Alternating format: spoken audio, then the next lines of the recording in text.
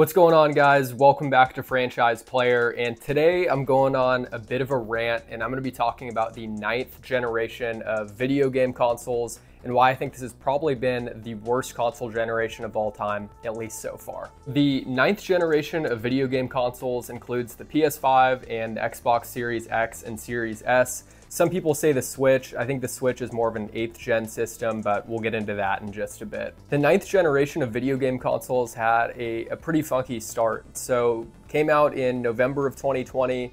Obviously the world was in a pretty interesting place at that time, and getting a PS5 or a Series X was super difficult at the time. You had all these, resellers and scalpers using bots to just buy up tons of PS5s and Xboxes. I mean, if you remember, 4 years ago, I remember seeing PS5 sell for like over $1,000. It was an absolutely insane time. So the average Joe wasn't really able to get one at the time unless you were really trying to pay $1,000 to have, no PS5 games to play. And that's what we're gonna dive into right off the bat, and what I think is a major issue with the 9th gen, and that is lack of games that make having a 9th generation console even worth having. So I got my PS5 back in what I think it was December of 2021. And I'm not kidding, man. The only 2 physical PS5 games I have are right here. Gran Turismo 7, I got this like right as it came out. I don't think it was the day it came out, but shortly after. And then Street Fighter 6. And you might be like, all right, yeah, cool, man. Those are some good PS5 titles, good games. Street Fighter, long history, same with Gran Turismo. But you can get both of these games on PS4 and you aren't really losing that next gen experience. And that's where I'm pretty much gonna start on this rant, man, is the lack of games. The 9th gen has been insanely lackluster, bro, so far for games. I mean, typically whenever you get a console, I mean, if you think back into the day to the 360 PS3 era, or even 6th gen, GameCube, PS2, Xbox, there was system sellers for games. There was Halo, there was Jak and Daxter, there was, Super Smash Bros. Melee, Mario Kart Double Dash. All of these games, for example, Luigi's Mansion also for GameCube, right? There were all of these games that you could only have on that next-gen system. You weren't really seeing cross-gen releases back then. You only really started to see cross-gen games during, the PS3 360 era. Like right when the PS4 and Xbox One came out, you started to see some cross-gen games, for example. Games like, Call of Duty Ghosts, the sports games for the first couple of years are cross-gen as well, and that's still happening now. Look, I have no issues with cross-gen games, at least for the first couple of years, because it's like, hey dude, I get it. Not everyone has the new next-gen console yet. They're still kind of figuring out how to absolutely maximize next-gen hardware for these games, so they might as well milk that old player base that has a huge install base on the older system. And that's totally cool, I get it, man. Usually I don't get a system right when it comes out too. Like I got my PS4, I think in 2015. So like 2 years after it came out, got my PS5 a year after it came out. So I don't usually jump on systems right when they come out, but I have a list of games right here in my notes, dude, that we're gonna look at. So for example, all of the major releases, in my opinion, other than Spider-Man 2 and Astro's Playroom. Don't get me wrong, Spider-Man 2, from what I've heard, amazing game, right? But I don't think it's a system seller. But Astro's Playroom is literally like a tech demo of a PS5, so I don't even think you can really count that, but I'll throw it in here. And these are all recent releases within the past couple of years that, in my opinion, should have been a full next-gen release, but had cross-gen release as well, which I think is really holding this generation back. So these are games that, released on the PS5 and had a PS4 release as well. So Gran Turismo 5, like I just showed, right? Or excuse me, Gran Turismo 7, like I just showed. Don't get me wrong, Gran Turismo 7 is tight. It's on PS4 as well. God of War Ragnarok, Street Fighter 6, I know on PS4, in the background there's not as much going on as the stages compared to the PS5 version, but it's still pretty much the same game. All of the Call of Duties so far, since the PS5 has been out, have also been cross-gen. Elden Ring, I know they just did The Last of Us Part 1. We really didn't need that remake considering we had The Last of Us Remastered, came out right as the PS4 came out. I know they did that just to capitalize off the hype of the show, and I liked the show, I thought it was pretty good. But Resident Evil 4, that's another one that was released on PS4, did not release on Xbox One, and Microsoft really killed Xbox One off almost as fast as they could, and I'll talk about Xbox in a bit as well. And then another example would be the new Armored Core game. So these are all games that I think back in the day, 6th, 7th, 8th gen, probably would have been, you know, full-fledged next-gen releases. And with us being about 4 years into the PS5 Series X life cycle, in my opinion, there's really no need to have one of these new next-gen systems, right? The only thing that feels next-gen about them is the loading speeds and how fast games download. So don't get me wrong, it's cool to pop in and out of a game, not really have loading screens, but it's like, did you really drop 500 bucks on a console just to have faster loading times? A lot of people would still be totally cool with their PS4 or Xbox One and would really have no need or wouldn't even really know the difference other than the load times on those games I just listed, right? Gran Turismo 7 is a game where it's like, yeah, sure, the loading times are great. I think there might be ray tracing in 7, but at the end of the day, dude, it's a sim racer, so who really cares about ray tracing? Might get some hate about that.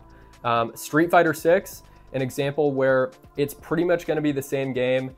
You have a bit less going on in the background, like there's less, you know, people and NPCs, I guess you could call them, standing in the back.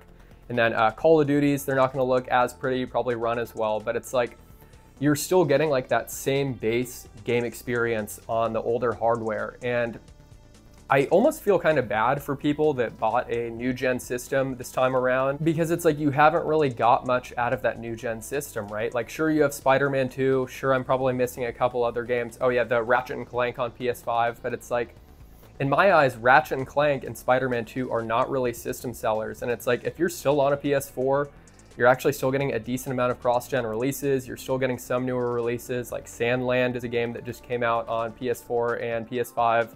Don't get me wrong, probably not a very intensive game, but it's like, at some point, Sony and Microsoft really got to say bye-bye to those old gen systems and just focus on next gen and make games that, you know, make you want to have the next gen console. I mean, because that has not been a thing this generation at all. Now, 4 years into the PS4 life cycle would have been 2017, and there was already, I mean, a ton of good games that had been released for the PS4 that would make you want to buy that system.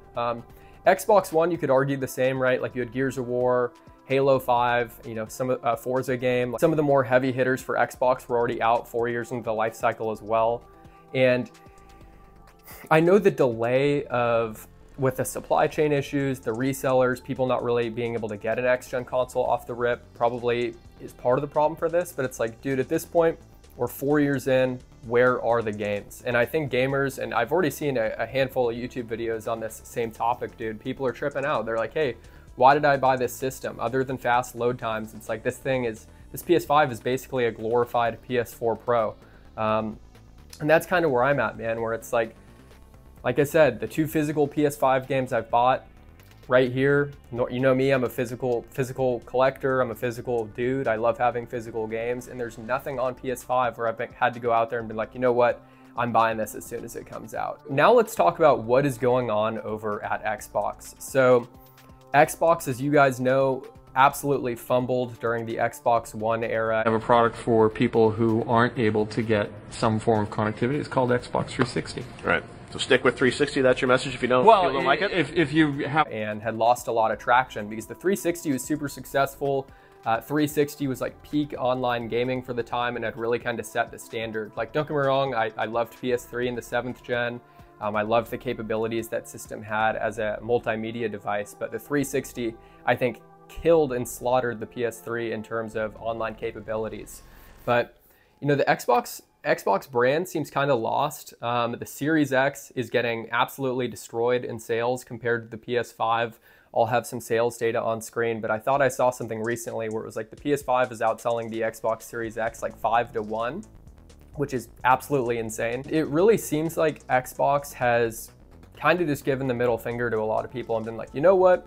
We're not going to release any games that you have to have. You know, Halo Infinite was a game that I think should have been next gen only, and it was cross gen. I've literally played it on my Xbox One. Sure, it doesn't look as great or run as great, but it's like you can still pretty much get the same experience. And Xbox used to have amazing exclusives that would make you want to buy a system. Gears of War had really changed the way that a lot of people did the kind of cover, leaning over your shoulder combat system. Halo obviously was game changing for its time. Like Halo 3 is, if you weren't around for peak Halo 3, man, that was like peak online gaming with Forge, playing in games with your boys. It was an insane time, and it made you really appreciate that social aspect of Xbox, which I think Xbox has also lost that. Like I was saying, after the Xbox One failure and, you know, PS4 just destroying that generation, I was really kind of rooting for Xbox this generation. I was like, hey, maybe they'll bounce back and really, you know, have some good releases of AAA games, maybe some new IPs to compete with Sony, because, you know, PlayStation has amazing exclusives, and that's the reason a lot of people buy PlayStation products. And Xbox this generation so far has dropped the ball completely, and it seems like they're going all in on Game Pass. And for, you know, the average consumer, Game Pass probably does make sense, dude, because it's like, hey, Microsoft as a company wants the residual income. They like having people on this monthly subscription service because it's guaranteed income. And I think that's why the Series S sells at least somewhat decent, is it's literally just a box for Game Pass. And a lot of people don't care about physical as much these days. One thing I worry about too with Game Pass is, like, don't get me wrong, the service for the right person makes a ton of sense, but you have no control over the price of that. Like, once they take away physical media, that's a whole nother rant I could go off of. But once they take away physical media, dude, they can jack the price up of Game Pass to whatever they want, and you'll really have no choice because you have an all digital system, you have no physical games, you sacrificed that years ago. So I think eventually, you know, Xbox is kind of playing the long game with Game Pass, and will eventually probably, you know, price gouge customers. I could be totally wrong on that, hopefully not. I want to see Xbox succeed and have great games, but that's what I'm seeing so far. One thing I'll say this generation and even last gen that Xbox is doing well is backwards compatibility. I think they are, you know, killing the game with backwards compatibility, upscaling older original Xbox games. I think that's awesome. But, you know, Xbox as a whole, the brand feels watered down, and I don't think is really pushing PlayStation in any way. I mean, back, you know, if you remember in the 7th gen with the whole console wars of PS3 and 360, those systems felt like they were really pushing each other to be better and drop, you know, amazing games. Like when, you know, let's say Halo 4 would come out for 360, you know, Sony would drop another Uncharted game. They had The Last of Us on PS3, and they were a lot more experimental in this generation, I think, as well. And nowadays, it doesn't seem like companies, or, you know, either side really, PlayStation or Xbox for that matter, are wanting to be that experimental. And you're seeing a lot of just re-releases like Dead Space, which from what I've heard is a great game. I've never played Dead Space. And then the RE4 remake. It seems like companies are just kind of trying to play it safe and coast off names that will guarantee to sell. And I know a Silent Hill remake is coming out soon. That's another example of it. But yeah, I really wish that we'd see, you know, gaming companies be more experimental nowadays. It seems like if you want kind of that experimental genre and kind of new different stuff, you're going to have to be a PC gamer and jump on Steam. Xboxes, I mean, even during right when they came out, I mean, they weren't reselling for as much as PlayStations were. PS5s were constantly sold out. You could occasionally get, you know, Xbox Series X's, and I'm talking like 4 years ago when they first dropped. But they're a system that usually seems to be on sale, especially around the holidays. PlayStation seems to keep their price pretty high on their systems and not do too much of a sale. And it's sad to see Xboxes kind of fall from the glory of the 360 days, because, you know, when Xbox is at their peak, it's going to push PlayStation to be at their peak. And yeah, but once again, no good games or exclusives on the Series X that make sense. So now let's talk Nintendo, and, you know, kind of like I touched on earlier, the Nintendo Switch, if you look it up on Wikipedia, it says the Switch is a 8th and 9th gen console. I think it's more of an 8th gen. Like, don't get me wrong, the Wii U is 8th gen, but that system had performed, you know, so bad that they kind of had to push the Switch out, I think a little earlier than they wanted to, just to kind of, you know, save face over Nintendo, because the Wii U was such a failure. I literally knew one person that had a Wii U when it came out. But the Switch, whether you consider it 8th or 9th gen, has been a huge success for a couple of reasons, right? It's a system that is a hybrid system, so you can have it in handheld mode, you can play it docked, you know, hook it up to your TV, and it can be like a traditional home console. So I think that has helped a lot. But the main reason that I think the Switch has been so successful is consistency. Nintendo has been extremely consistent since 2017 when the Switch came out. And I'm talking consistent with releases of games and revisions of the console, right? There's the Switch Lite and the Switch OLED, and then of course the OG Switch, right? And you know, the Switch, even though it's underpowered, Nintendo continues to show that, you know, having the most powerful console in the world does not really matter. And you know, if I had to break it down to cars, for example, like, don't get me wrong, there's, you know, Ferraris, Lambos, you know, Dodge Challengers that have huge, massive engines and tons of horsepower. but you can still have a lot of fun with a V6 like a Nissan GTR. So you don't necessarily need, the largest engine in the world to still have a lot of fun and play a ton of games. I'll go off on just a handful of games here that I think the Switch has absolutely killed it with. And once again, it's consistency. They seem to have a couple bangers drop each year, and that is since 2017, right? So there's been Breath of the Wild. I know that was originally on Wii U, but then Tears of the Kingdom, which was released within the past year or so. Metroid Dread, Mario Odyssey, Super Mario Wonder. Loved that game. It's a great, traditional Mario game. Kirby and the Forgotten Land.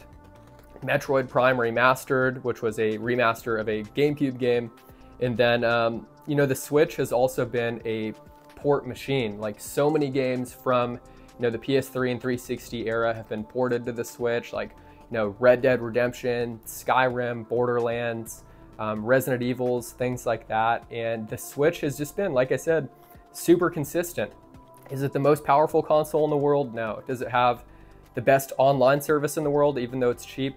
No. But they consistently drop great games every year from all of their franchises. Kirby, Zelda, Donkey Kong, Metroid. I mean, the list goes on and on with Nintendo. And, it's sad that the PS5 and the Xbox Series X don't really have any good exclusives that make you want to go out there and buy a system. The Switch has plenty of games that make you want to go out there and buy a Switch, in my opinion. With Nintendo's success, in this era, whether you want to consider it the 8th or 9th gen, it's been out since 2017 at this point, it's going to be really interesting to see what they do with the new Switch, the Switch 2, whatever they end up calling it, because that, at least at the recording of this video, has not been announced yet. So it'll be interesting to see how they handle the success of the Switch and what they do with that new system. I think making it backwards compatible is a must, because the Switch is a console that people seem to love to collect for, or they have a huge digital library of. And I hope that a couple of years from now, I hope this video just ages terribly and people look back and they're like, oh my god, what an awful take, like this generation has been awesome. I hope I look back at this video in a couple of years too, man, and I'm like, man, what was I talking about? Like, I hope the PS5 has a really long generation, same with the Series X.